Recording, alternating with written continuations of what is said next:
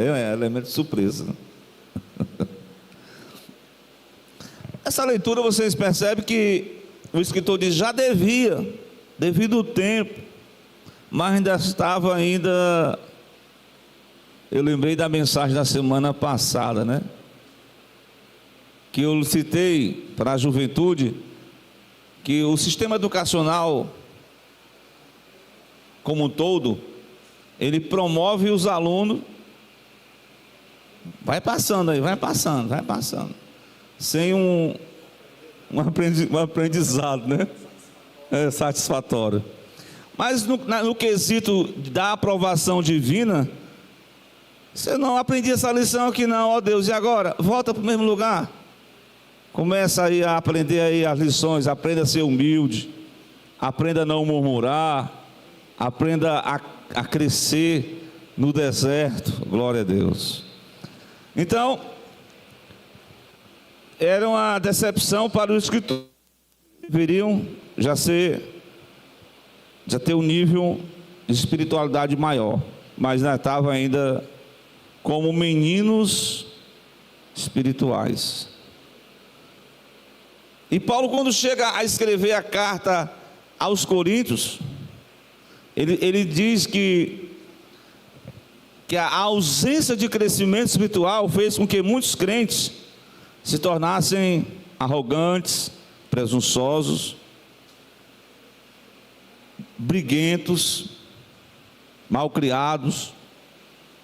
Você pode ver lá na primeira carta de Corinto, né? Ele vai dizer isso. Glória a Deus. Mas eu acho interessante é que aquela igreja do popular hoje era a igreja do fogo. Viu? Era a igreja do fogo. Era a igreja atualmente, da marcha, do movimento. E outras palavrinhas que não está na Bíblia, mas o pessoal botaram, né? Nada contra. Mas que você faça no anônimo, no secreto conselho com Deus. Aí você faz o que você quiser, assim, dentro da legalidade, né? Como Davi, ali ele fez publicamente, mas ele quebrou o protocolo, tirou as suas vestimentas, a sua formalidade, e se tornou um adorador quando a arca estava entrando em Jerusalém. Glória a Deus. Então esses crentes de Corinto revelou uma ausência de crescimento, e aí Paulo vai dizer que eles eram carnais, meninos em Cristo. Glória a Deus. Agora eu achei que a turma que passou aqui tinha mais adulto do que criança, né?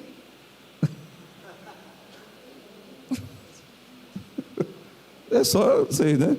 Muito bem. Está dentro do assunto, né? Precisamos aprender a sermos adultos do crescimento. E o crescimento espiritual é um assunto muito batido nas epístolas. Glória a Deus. O próprio apóstolo chegou a dizer no final do versículo 18, capítulo 3, ele diz: crescei na graça e no conhecimento de nosso Senhor Jesus Cristo. Glória a Deus. Então nessa segunda carta de Paulo melhor dizendo, segunda carta de Pedro, glória a Deus, no capítulo 1, eu posso afirmar, baseado no texto, glória a Deus, a base do crescimento, conforme o apóstolo Pedro se expressou pelo Espírito Santo, está no versículo 3 que eu fiz a leitura. Você pode acompanhar qual é a base, né, desse crescimento, porque Pedro vai dizer que ele nos deu grandiosíssimas e preciosas promessas. A promessa da palavra é onde o crente se firma, né? Se fortalece, é na palavra de Deus. Glória a Deus. Quando a gente se torna negligente na palavra, o que acontece com a gente? A gente fica fraco, a gente fica com a fé lá embaixo, com um nível espiritual falando aqui da linguagem dos motoristas, na reserva. Pense numa tribulação, um motorista andar na reserva, pedindo a Deus para que desliga logo o ar-condicionado para não gastar muito.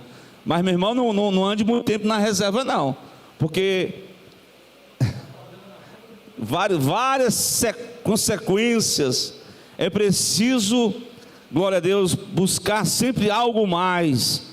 E eu vou dizer para vocês, há um oceano de promessas, né?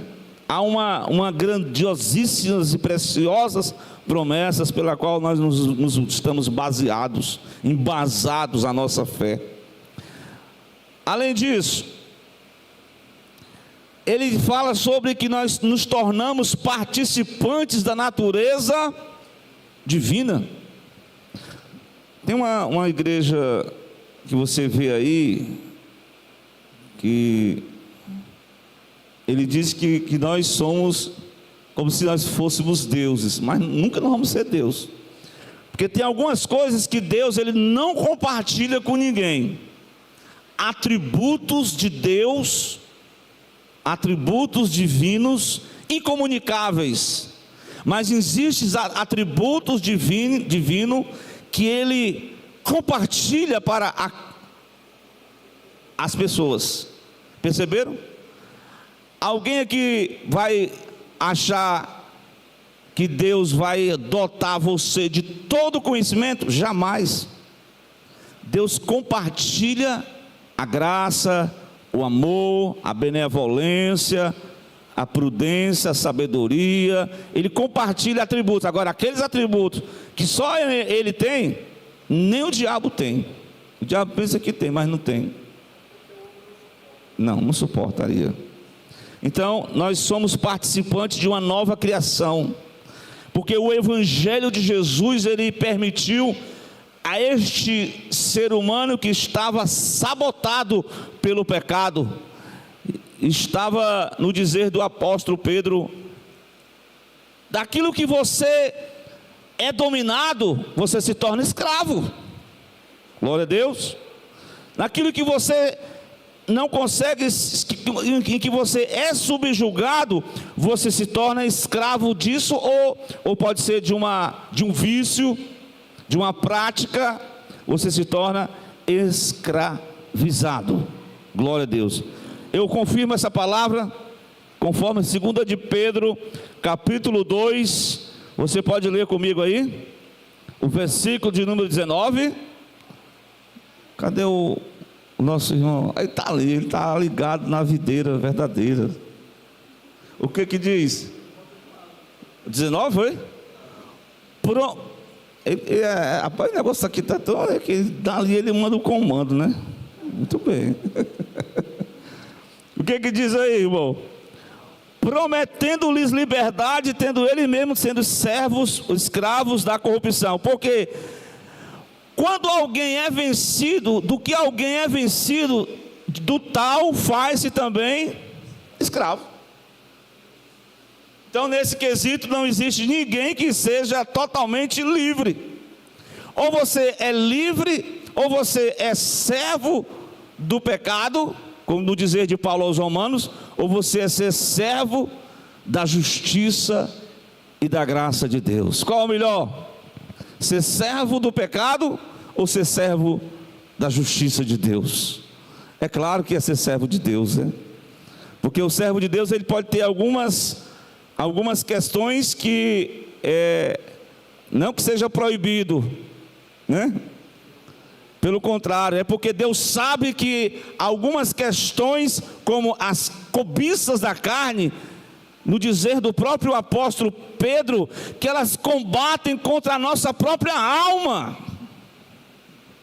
Por isso que ele diz na primeira carta que nós temos que andar como peregrinos e forasteiros, e não se amoldar a essas práticas que são dominadas, que o homem carnal, o homem natural, ele é dominado por tais, por isso que ele é escravo.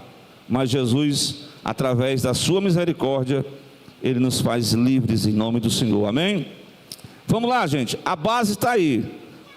as promessas de Deus, fomos participar, porque não combina, não coaduma, uma pessoa que passou por essa transformação divina, mediante o Evangelho, e no dizer de Pedro, novamente eu vou me reportar a Pedro diz que aqueles que foram lavados, purificados, e se desviaram, ele dá uma comparação bastante, assim, interessante, assim, meio esquisito também, né? Mas assim, olha aí, o que diz aí? Eu observo o capítulo 2 ainda, que diz assim, ó, a partir do versículo, Fred, 21, porque melhor lhe fora, o 20, né? Porquanto depois de ter escapado das corrupções do mundo, pelo conhecimento do Senhor e Salvador Jesus Cristo, né? Depois que você foi lavado, você escapou, você foi salvo, você alcançou a graça de Deus, mas aí de repente você negligenciou. Aí o que aconteceu? Forem outra vez envolvidos nelas e vencidos, tornou-se o último estado pior do que o primeiro, misericórdia. E a Bíblia diz lá que quando o espírito sai de um homem, né, e a casa fica limpa, o que vai acontecer depois no Evangelho? 7 coisas ruins vai vir para perturbar aquela pessoa. Por isso, irmão, por mais que a guerra seja travada, mas o melhor é estar perseverando com Cristo, porque isso é muito melhor. Glória a Deus. Vejam aí, porque é melhor que não conhecer o caminho da justiça, 21 do capítulo 2, do que conhecendo se desviaram do santo mandamento que lhe foram dado. Aí o que vai acontecer é um provérbio popular: o cão voltou para o seu próprio vômito, e a porca lavada ao esponjadouro de lama. Perceba aí, né, a pessoa se lavou, se purificou e retornou àquelas práticas da sedução do mundo. É como o animal irracional que é limpo, mas a natureza dele é viver na lama. A natureza do animal é na lama. Então o ser humano, ele foi criado à imagem e semelhança de Deus. Então ele recebeu da parte de Deus. A gente sempre diz isso, né?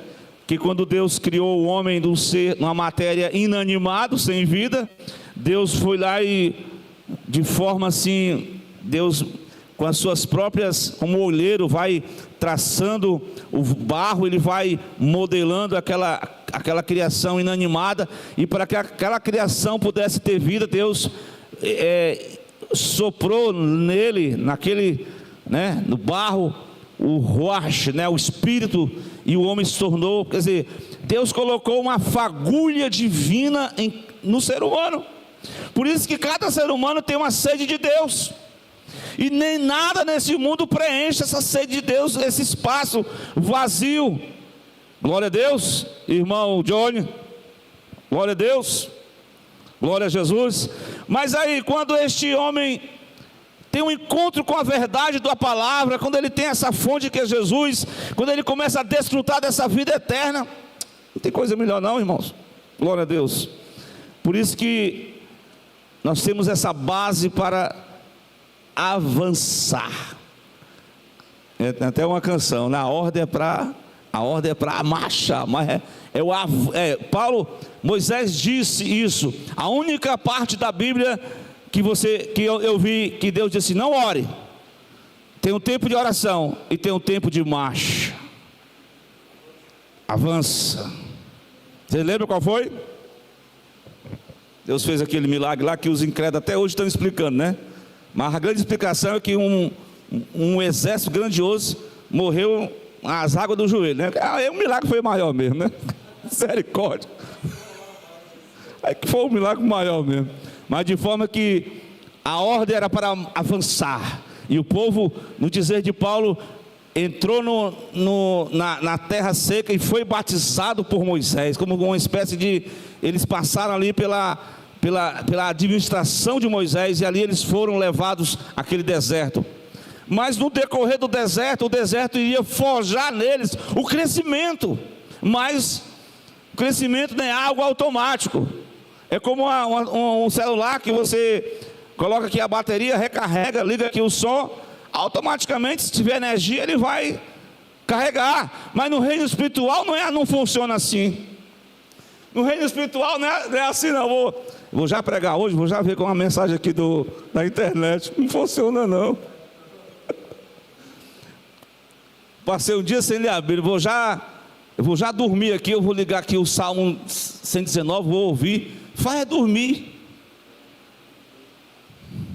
Não funciona nesse modelo novo não, o antigo ainda funciona. E o crescimento se dá pelo modelo antigo, não é pelo modelo moderno não. Esse modelo moderno não promove cristãos avivados, crescentes, promove pessoas que qualquer situação já está pedindo para voltar para trás, como aqueles servos lá que voltaram, pedindo para voltar para trás. Mas a ordem é para avançar, a ordem é para crescer. A base do crescimento está aqui. A revelação do Evangelho traz essa base poderosa. As palavras de Deus, a nova criação, ainda mais, eu ainda estou no versículo 4 ainda. Havendo escapado, foi salvo da corrupção que pela concupiscência existe no mundo. Essas três coisas aqui. Mas todavia, o crescimento, Johnny, ele depende de Deus ou depende de mim? Só de mim? Sinergia. O irmão falou bonito aqui, viu? Até eu estou querendo saber o que é essa palavra aqui. Glória a Deus, vocês sabem, né? Uma ação conjunta, porque Paulo diz: um planta, outro rega, mas quem é que dá o crescimento? É Deus. Mas na carta aos Filipenses ele diz assim: olha, desenvolvei a vossa salvação com temor e tremor. Ou seja, Deus dá o suporte, Deus dá a base, Deus dá a palavra, dá o Espírito Santo, dá a revelação de Deus, dá todo o amparato para que essa pessoa avance, cresça, prossiga, e não retorne, e não fique marchando ao redor no mesmo lugar. Eu preguei essa mensagem na semana passada, que os filhos de Israel, eles ficaram marchando, a ordem de marcha durante 38 anos, foi só no deserto, só rodando, e eles nem o próprio Moisés se atribulou, perdeu as estribeiras, pegou o cajado, porque a gente tem que é provado, né? Tem um pessoal que prova a gente, que fica machucando a gente. Aí o Moisés pegou o cajado, feriu a rocha, que era para orar. Aí, claro que ele não perdeu a salvação, mas aquelas pessoas não tiveram um crescimento proporcional. Eles viram as grandezas de Deus. Que foi o que disse? Jesus falou para Cafarnaum, ele falou sobre 3 cidades, olha Tiro, ele disse assim, olha, Cafarnaum, Betsaida, não lembro de outra cidade, Corazim. Tu pensas, Cafarnaum, que pelo fato de tu contemplar as grandezas de Deus, os milagres de Deus, tu irás aos céus, Cafarnaum? Pelo contrário, se tu não se converter, tu vai para o inferno, moradores de Cafarnaum. Não, Jesus pegou pesado, viu, irmão? Mas foi Jesus. Estou só repetindo as palavras de Jesus, por favor. A gente tem que replicar as palavras de Jesus. E as palavras de Jesus ó raça de víboras, como escapareis da condenação do inferno. Então tem que entrar pelo caminho. O caminho é o caminho da graça, é o caminho, porque a graça, ela te dá o suporte, mas você tem que reagir. É assim? Como é que nós estamos reagindo? Glória a Deus. Positivamente ou negativamente? Segundo o diácono Wellington, o evangelho vem, a pessoa reage positivamente. O que ela faz? Aceita, confessa, crê, se arrepende, nasce de novo, entrega-se totalmente, começa um processo de santificação. abandona os velhos hábitos, começa a crescer em Cristo, crescer na palavra, crescer em oração, e aí vai, e não termina não, é a vida toda. Pastor, eu já sou formado em PhD, divindade em teologia. Vai descer ainda mais, vai aprender ainda mais, porque a fonte é inesgotável. A onisciência de Deus não compartilha com ninguém, é dele, é por ele, para ele, tudo é dele. Nós somos só receptáculos, nós recebemos as dádivas, a graça que vem de Deus. Nós temos que reagir positivamente ao crescimento, e não ficar, como o apóstolo vai dizer, que eu citei Hebreus, né? A negligência é um dos pecados que estão impedindo a gente como igreja de crescer. É necessário, ao contrário da negligência, na carta, segunda carta, vamos para a segunda carta de novo, vamos avançar mais um pouco no versículo 5, glória a Deus, capítulo 1, mas já estamos quase no final, já. Hoje demorou mais, né? O que nós podemos dizer aí? A vós também, pondo nisto mesmo, toda a diligência. Ou seja, tem uma palavra bíblica no Evangelho de Jesus, Lucas 14, não lembro aqui o versículo. Jesus disse: esforçai-vos por entrar pela porta estreita. Pastor, mas eu quero ir pela porta larga. A porta larga é tão boa, né? Fácil. Vem como estás e fica do mesmo jeito. Mas não é assim. O crescimento, ele necessita que nós abdiquemos daquilo que está nos prejudicando, glória a Deus. E Paulo, ou melhor dizendo, o próprio Cristo disse isso, né? Esforçai-vos por entrar pela porta estreita, glória a Deus. Está lá nos Evangelhos, acho que é o capítulo 14, como eu falei, né? O versículo 22 para a meditação dos irmãos. A partir do 23, melhor dizendo, 24. O texto aqui é porfiai, né? Esforçai por entrar pela porta estreita, porque eu vos digo que muitos procurarão entrar e não vão alcançar. Então,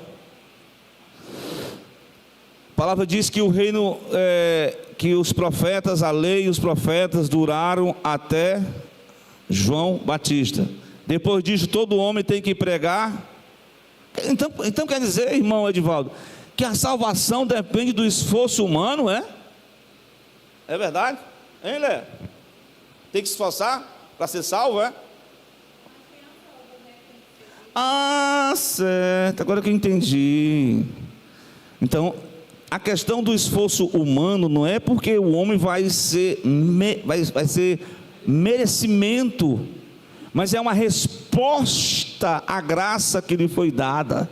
Ele vai responder positivamente, ele vai cooperar com Deus, para que ele possa crescer com Deus, para que ele possa avançar no crescimento, no nível da sua espiritualidade. Pegaram aí a palavra? Glória a Deus. Pegou aí, Jaco? Glória a Deus. Muito bem. Vamos lá. Essa palavra que eu posso dizer está em 2 de Pedro, capítulo 1, esse versículo que eu li aqui. Ponde nisto mesmo toda a diligência, ou seja, o esforço, dedicação, empenho. Aí ele vai dar uma sequência de pelo menos sete qualidades que juntas, unidas, formatam uma forma do crescimento, né, da espiritualidade, como Paulo fez essa lista, está lá em Gálatas capítulo 5, vocês lembram? Agora é interessante que em Gálatas, Paulo vai começar exatamente por onde Pedro termina. Perceberam aí, né? Viu? Por onde é que Paulo começa? Em Gálatas 5:8, eu não lembro agora do versículo. Não lembro. Quando ele fala sobre o fruto, ele vai dizer que o amor, né? Ele vai falar sobre mansidão, temperança. Mas aqui, irmão, ele vai dizer o seguinte: você já está na fé? A fé, ela é uma vida espiritual que você já abraçou a fé em Jesus. Portanto, a dedicação, o empenho, o esforço é uma resposta a essa graça que Deus me outorgou. E agora ele vai dizer assim: ponde toda a diligência, acrescentai à vossa fé o quê? A virtude. Glória a Deus. 5,16, o irmão citou aqui, me ajudou. Viu o versículo que eu citei? Eu falei 5,8, mas é 5,16. Acrescentai à vossa fé o quê? A virtude. A virtude é o seguinte: é uma vida de excelência. É uma vida de excelência. É você fazer o melhor para Cristo. Eu sei que tem algumas pessoas que às vezes dizem: é para Jesus, né? O Caim, a lição da mocidade, né? Os jovens que estavam... O Caim ofereceu, talvez assim, o que restou lá dos alimentos. O Abel ofereceu a melhor. Aí ofereceu o que de melhor ele tinha para Deus. Isso não quer dizer que nós vamos barganhar com Deus, porque tem algumas igrejas que estão fazendo isso, né? Se você ficar dando assim, você vai barganhar com Deus. Não. Deus não precisa disso e daquilo. Deus só deseja o seu coração. Porque quando você entrega o coração, você está disponível para que Ele possa operar na sua vida. Então, mediante a fé, você acrescente, se esforce, nos esforcemos para acrescentar a questão da virtude. Uma vida de virtude, uma vida de dedicação, de empenho na obra de Deus. Isso é demonstração de que nós precisamos crescer. Estamos crescendo na pessoa de Jesus. Glória a Deus. Seguindo, para a gente concluir, porque o tempo já está bem em cima, né? Mas assim, essa passagem, além da virtude, que é a primeira, ele fala da ciência ou conhecimento em algumas versões. Como assim esse conhecimento? Glória a Deus. Eu vou ler a Bíblia de Gênesis e Apocalipse, né? Para ter a Bíblia na cabeça, não é assim? É bom. Mas o conhecimento aqui não é só conhecimento teórico, mas é um conhecimento prático. O que é essa palavra? É por isso que às vezes eu vou deixar os jovens, né? Pegar os jovens nas visitas. Aí eu pergunto assim: ei, qual foi a mensagem? Aí a irmã diz assim: o pastor pregou sobre isso. Disse, certo. O que você aprendeu com essa mensagem? O que essa mensagem pode mudar a sua vida, Bruni? Qual foi Porque você lê um livro, e principalmente a Bíblia, eu ouvi uma mensagem que possa trazer uma mudança de hábito. O crescimento é assim, ó. Plante um pensamento. E um pensamento não é um pensamento humano, não. É um pensamento bíblico. E você colherá exatamente uma disciplina, né? Você vai plantando essa disciplina, você vai colher exatamente uma vida virtuosa, um caráter. Você vai plantando o caráter e você vai colher, não por mérito próprio, mas pela graça de Deus, um destino final com Cristo. Glória a Deus. Tá certo? Então acrescente aí. E ele vai só, interessante que ele vai só colocando porque no reino de Deus,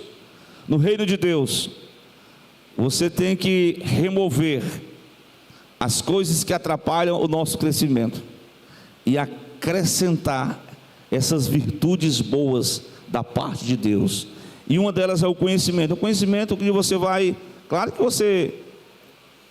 isso aqui vale para todos nós, irmão. Nós estamos numa época em que o conhecimento por mais que tenhamos Bíblias, tenhamos estudos, mas ainda tem pessoas na igreja mesmo que não tem esse hábito de ler a palavra, de procurar o conhecimento da palavra, de se esforçar em conhecer as palavras de Deus, para ter um melhor desenvolvimento na espiritualidade. Isso também faz parte.